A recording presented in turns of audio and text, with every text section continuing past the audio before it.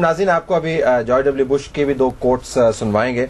It's not exactly very entertaining, لیکن ہمیں سنوانے پڑیں گے ٹو اسٹیبلش ا پوائنٹ کہ جن کو ہم دوست کہتے ہیں وہ بھی انٹیلیجنس ایسٹیمیٹس کو کس طرح. Let's hair that first actually, اور اس کے بعد ہم کھوکھر صاحب سے بات کریں گے. ان کی جو اسپیچ تھی اس کے اوپر انہوں نے بیان دیا. جی سنائیے گا. This week, Americans saw more evidence of how difficult that mission is and how central it is to our security. The Director of National Intelligence released a summary of an important document called the National Intelligence Estimate on the Terrorist Threat to the U.S. Homeland. This assessment brings together the analysis of our entire intelligence community and provides policymakers with an up-to-date picture of the threat we face. I know you are hearing a lot about this document. Some of its assessments are encouraging and others are cause for concern. Most importantly, this document reminds us that America faces a persistent and evolving threat from Islamic terrorist groups and cells, especially Al-Qaeda. ایک تو کوٹ ہو گیا. دوسرا کوٹ جب یہ بیان کرتے ہیں کہ سب سے زیادہ ڈسٹربنگ ان کی نظر میں یہ دوست ہیں جن کی باڈی لینگویج اچھی رہی ہے اور تعریف ہماری بہت کرتے ہیں اور ہمیں بہت اچھا گردانتے ہیں اور ہم بھی ان کو اچھا ہی سمجھتے رہے. ہم سے مراد یہ ہمارے جو پالیسی میکرز ہیں. Let's hear what he is saying about the al-Qaeda in the tribal areas. جی. The NIE report also cites some setbacks. One of the most troubling is its assessment that Al-Qaeda has managed to establish a safe haven in the tribal areas of Pakistan bordering Afghanistan.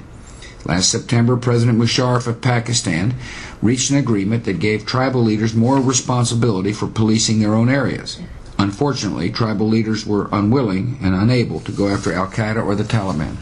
President Musharraf recognizes the agreement has not been successful or well enforced and is taking active steps to correct it. There you have it.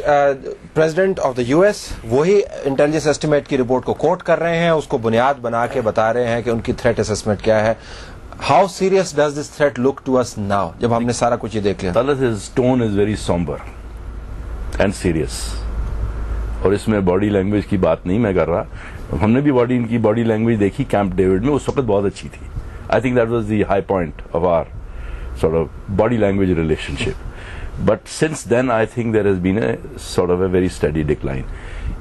یہ serious معاملہ ہے اور آپ دیکھیے جو انہوں نے forum استعمال کیا ہے, یعنی the national radio address to the nation. اور please don't ignore the statements of some of the Republican candidates. Giuliani کا اسٹیٹمنٹ جو تھا, گلیانی کا اسٹیٹمنٹ بہت سیریس تھا. جی جی. اب آپ سوچیے کہ ہاں ہی از انڈر ہیوج پریشر, یعنی دونوں پارٹیز کی طرف سے.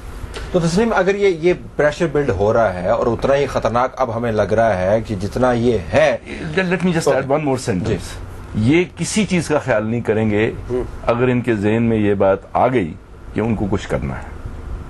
کوئی کسی چیز کا لحاظ نہیں ہوا اس پر. ڈیبیٹ پاکستان میں کہاں پہ ہو رہا ہے؟ ہم یہ نہیں کریں گے فارن آفس میں ڈیبیٹ ہونی چاہیے, لیکن میں صرف یہ جاننا چاہ رہا ہوں کہ ایکنالجمنٹ کی حد تک, سیریسنس کی حد تک, کیونکہ ہوگا کیا کبھی یہ اٹیک کریں گے, ڈکلیئرڈ اٹیک کی میں بات کر رہا ہوں, اور اس کے بعد ہمیں بعد از واقعہ خیال آئے گا کہ ہماری اسٹریٹجی کیا ہونی چاہیے.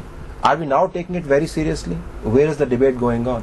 ہو از ایکنالجنگ کہ یہ واقعتاً خطرہ ہے امریکہ کے اٹیک کا؟ نہیں, یہ تو ایسی بات نہیں ہے کہ اس پہ اس کا نوٹ نہیں لیا گیا یا اس کو کنسیڈر نہیں کیا گیا, یا ہم نے اس کے اوپر 3 اسٹیٹمنٹس دی ہیں, ان میں میسیجز بھی ہیں. دوسری بات ہے کہ یو ایس کو یہ بھی ریئلائز کرنے کی ضرورت ہے کہ اگر وہ ایسا کوئی اسٹیپ لیتے ہیں تو اس سے ان کو اچیو کیا ہوگا. دوسری طرف یہ ان کے اپنے لیے بھی یہ چیز بڑی کاؤنٹر پروڈکٹیو ہوگی. پاکستان کی گورنمنٹ کے لیے جب پاکستان میں لوگوں کو اتنی ریزنٹمنٹ بڑھے گی, ایک پبلک سینٹیمنٹ ہوگا لوگوں کے مارے جانے پہ, تو کیا گورنمنٹ آف پاکستان کے لیے بہت آسان ہوگا کہ وہ یو ایس کے ساتھ کوآپریشن ہے؟ یہ چیزیں امریکنس کو سمجھ. لیکن ہمیں اس سے غرض نہیں ہے کہ امریکہ کے لیے کیا چیز خطرناک ہے نہیں, ہمیں اس سے غرض ہے, ہمیں اس سے غرض ہے کہ اگر انہوں نے اٹیک کیا جو بلڈ اپ نظر آ رہا ہے تو ہمارے یہاں پہ کیا امپیکٹ ہوگا. وہاں پہ بھی جو ڈیسیژن میکنگ ہوگی اگر اٹیک کرنے یا نہ کرنے کی ہوتی ہے, اس میں یہ چیزیں کنسیڈر کی جائیں گی کہ یہ امریکہ کے اپنے انٹرسٹ میں ہے یا نہیں. Quick point on this before we go into a break. Yes, quick point is جو آپ نے سوال پوچھا کہ ڈیبیٹ تو یہاں کسی ایشو پر نہیں ہوتا ہے نا. ہم تو خوش قسمتی سے ہر چیز جو ہے نا وہ فیصلہ کر لیتے ہیں بیہائنڈ کلوز ڈورز. جب پارلیمنٹ انفیکٹو ہو, جب سویلین لیڈرشپ انوالو ہی نہیں ہو, مین اسٹریم پولیٹیکل پارٹیز آسٹرسائز اور آئسولیٹڈ ہیں, تو آپ ڈیبیٹ کس کے ساتھ کریں گے؟ اور صحافیوں کا پیٹریاٹزم ہمیشہ شک کے سائے کے نیچے نظروں سے دیکھا جاتا ہے. انفارچونیٹلی اس لیے ڈیبیٹ نہیں, میں آپ کا کہنا صحیح کہ ڈیبیٹ ضروری ہے, ارجنٹ. اس سے یہ ہوگا کہ جو تسنیم کا, یہ سوال تسنیم کے لیے انفیئر تھا, یہ سول سرونٹ ہے, یہ بیچاری جواب نہیں دے سکتی ہیں. ڈیبیٹ اس وقت ہوگا جبکہ آپ کے انکریج کرے گی اور حکومت انوالو کرے گی سارے اسٹیک ہولڈرز کو پروسیس میں. لیکن اپنے بیان کے ذریعے ایکنالج تو کر سکتی ہیں کہ کتنی سیریس ہے. آپ کے پارلیمنٹ کو تو کسی نے منع نہیں کیا, آپ کو تو کسی نے منع, ابھی اگر آپ کر رہے ہیں باقی لوگ بھی کر سکتے ہیں, civil society. But if you don't acknowledge, what do you debate? I mean, ہم دیکھیں, we can't debate an issue that is not even acknowledged. Acknowledgement ہی نہیں ہے یہاں پر. سوسائٹیز میں ہر چیز گورنمنٹ سے لیڈ کے بعد ہی نہیں ہوتی ہے. Focus on the point on the. جی, ڈیبیٹ اس لیے بھی ضروری ہے کہ اگر آپ اپنے ٹیلی ویژن نیٹ ورک پہ اگر ریفرینڈم کریں گے تو آپ کو زیادہ تر یہی احساس ہوگا کہ لوگ تو کہتے ہیں ہماری لڑائی ہی نہیں ہے, ہم اس میں کیوں پھنس گئے ہیں. اس لیے ڈیبیٹ بہت زیادہ ضروری ہو گیا. اور بلکہ میں سمجھتا ہوں کہ گورنمنٹ نے تو ایک طرح سے بہت سمجھیے کہ یونائٹڈ اسٹیٹس کا فیور کیا کہ اب تک اتنی ہم نے انوالومنٹ کی اپنی. اوکے بیٹے کا بریک ہے ناظرین, بریک کے بعد واپس آئیں گے. دیکھیں گے تو امریکہ کا وہ میڈیا جو ہمارے میڈیا سے بھی زیادہ ایکسیس رکھتا ہے پاکستان کے اندر, جن کے لیے تمام دروازے کھل جاتے ہیں, وہ دروازے بھی جو ہم صحافیوں کے لیے نہیں کھلتے پاکستان کے اندر, وہ پاکستان کے بارے میں کیا کہہ رہا ہے. نک رابرٹسن نے ایک بڑی لمبی چوڑی رپورٹ بنائی تھی جو میرے خیال میں امریکہ کے کیس کو, اٹیک کے کیس کو پبلکلی انٹروڈیوس کروانے کی سب سے بڑی اور سب سے خطرناک کوشش ہے. پاکستان میں رہ کے انہوں نے رپورٹ بنائی, کچھ حصے ہم اس کے سامنے رکھیں, آپ کے سامنے رکھیں گے اس رپورٹ کے بریک کے بعد. پروگرام میں خوش آمدید ناظرین. امریکہ کی طرف سے پاکستان کے خلاف ایک کیمپین نظر آ رہی ہے اور ہمیں لگتا یہ ہے کہ ٹرائبل ریجن کے اندر, اور یہ بھی عین ممکن ہے کہ سیٹل ڈسٹرکٹس کے ایریاز کے اوپر ان کی نظر ہو اور وہ حملہ کر سکتے ہیں. Tasneem, you had a point to make. جی, کھوکر صاحب نے بات کی تھی کہ پاکستان میں لوگوں کا ایک پرسیپشن ہے, پبلک میں یہ سوچا جاتا ہے کہ ہم یو ایس کی لڑائی لڑ رہے ہیں اور ہمیں اس وار میں شامل ہونے کی ضرورت نہیں تھی. تو افغانستان میں اگر آئے تھے ہمارے کنس تو ٹھیک ہے, ہمیں اس سے الگ رہنا چاہیے تھا.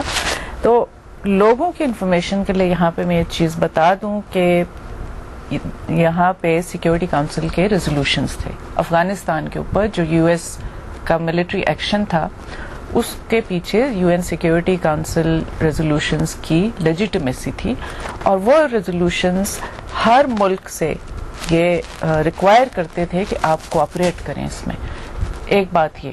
دوسری چیز, بہت سی جو افغانستان میں جو ڈیولپمنٹس ہوئیں اس کا ایک فال آؤٹ پاکستان میں ہوا اور وہ ہماری اپنی سوسائٹی کو ہرٹ کر رہا تھا, اور یہ بھی اس میں بھی سچ ہے کہ تسنیم اس کی اگر فراخ دلانا تشریح کی جائے, یہ جو ہماری بین الاقوامی ابلیگیشنز ہیں, تو پھر تو ہمیں ان کی سب باتیں مان لینی چاہیے. پھر تو اپنے لوگوں کو بھی مار دینا چاہیے اگر وہ کہتے ہیں بین الاقوامی ابلیگیشن ہے. دیکھیں انہوں نے تشریح بڑی واضح تو نہیں کرنی, یو ایس کی پوزیشن ہے, وہ یو ایس کی پوزیشن ہے. افغانستان میں بڑے کلیئرلی ڈیفائنڈ ہوتے ہیں.